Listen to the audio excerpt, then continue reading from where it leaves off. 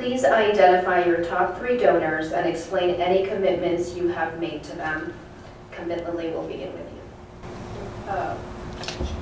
My top 3 donors, well, I'm one. I'm number 1.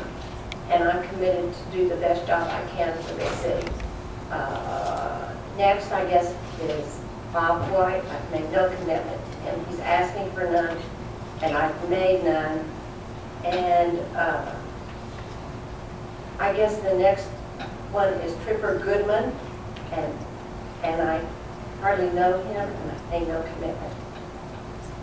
Thank you. Representative Lilly, Citizens for Prosperity, the Political Action Committee, donated a significant amount of money to your campaign. Have you made any commitments? They did it in kind. They bought signs and now T-shirts, and they sent out 1 card, and I have no commitment to them whatsoever. This is a large and geographically diverse district with many neighborhood associations. How will you support the neighborhood associations and ensure your constituents' concerns are addressed? I've had a monthly meeting since I've been in office, and I always try to have a topic or someone from the city departments to speak to the neighbors. I kind of want to know how they feel, and I want them to know what's going on in City Hall. I am also very pleased with the Neighborhood Coalition. It's a group of neighborhoods that have come together, and I always do read their minutes and try to know what's going on, because that gives me a good idea about neighborhoods, not only in District 1, but across the city, what they need. And as a former president of a neighborhood association, I am very involved in neighborhood associations, and I think they're the heart of the city. In 2004, City Council removed the Red Road extension across the Rio Grande from the city transportation plan. In 2009, the city put it back in the plan, even though almost 2,000 citizens signed individual letters against it, and a $675,000 Upper Valley traffic study said it is not needed. Will you support removing the Red Road extension from the transportation plan? And if so, how will you proceed? If not, why not? We'll start with Representative Lilly. In 2004, before I was in office, it was taken off, Red Road was taken off the MPO plan, and $6 million to build a bridge across the river was sent back to the state of Texas. Since 2004, I think the population in the Upper Valley has probably almost tripled, which means to me that not having roads doesn't decrease population or building. People still move in, the traffic is just bad. And so moving forward, I would approve of keeping it on the MPO. I think it's not until 20 or 25 that it would even be considered by the state.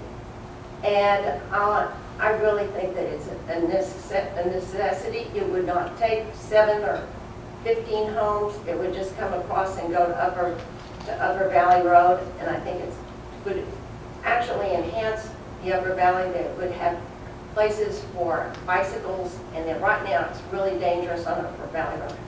Bicycles and walkers, and the ambiance with trees and everything, the way it could be done. I think it would be an asset to the Upper Valley and make life easier. One time last year when Donovan was closed by the railroad and people had to make a long distance travel around, I really got the calls. So a lot of people in the Upper Valley say they need it. Mr. Schechter? Long question, short answer. I'm opposed to the Red Road extension.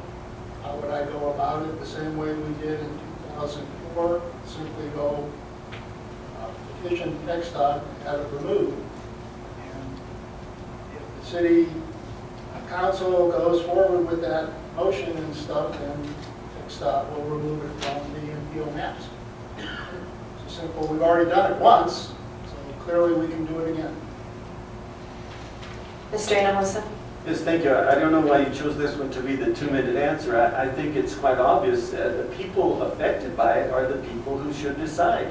And with the proper communication, the proper meetings and forums, then the decision that I've been hearing overwhelmingly is to not do the Red Road extension until people say otherwise, people being affected and not just the city planners, then that's what I'll do. But right now the message is not to do it. And I'm going to listen to the people who are affected by it more than I'm going to listen to people outside of my district. Ms. Nuss-Garcia? Quite simply, the answer would be yes. 1,969 people, is my understanding, wrote letters and said, no, we don't want the expansion. And our current representative was instrumental in placing it back onto the transportation issue. There are 17 homes that are going to be lost, is my understanding, was the estimate. We have an approximately estimated cost of close to $73 million.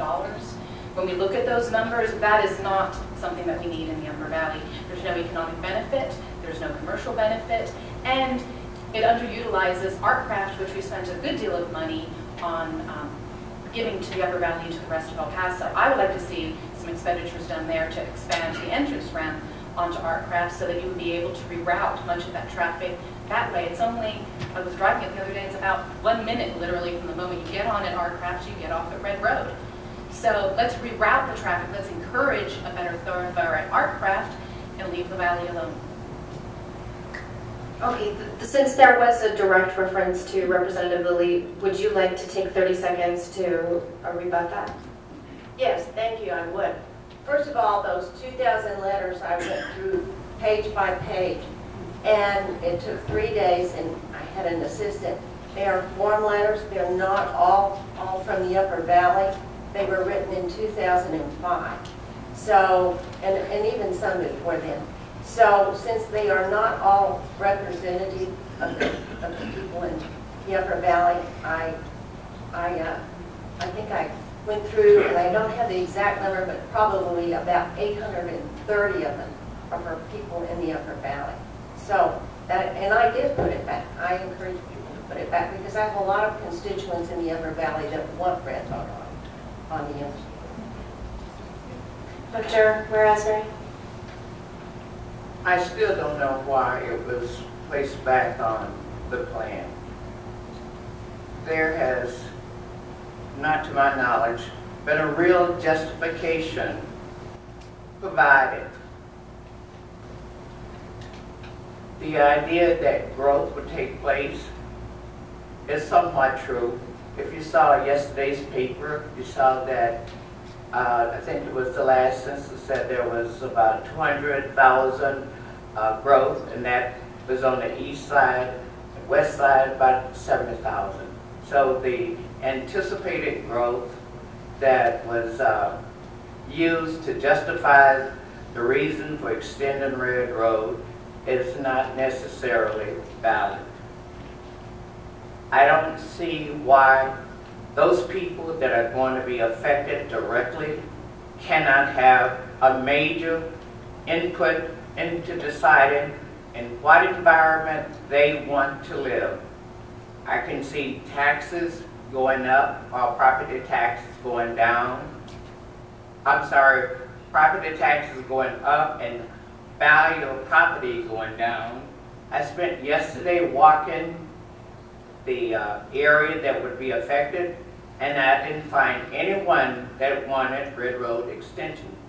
There has not been, to the satisfaction of people who will be impacted, a reason given why. There have been some perceived or projected reasons why, but the reasons have not been explained in a fashion where the people who would be affected could buy into it.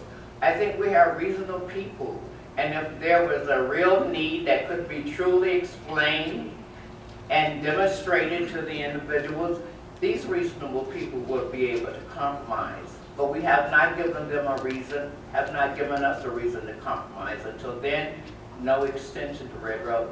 Okay, thank you.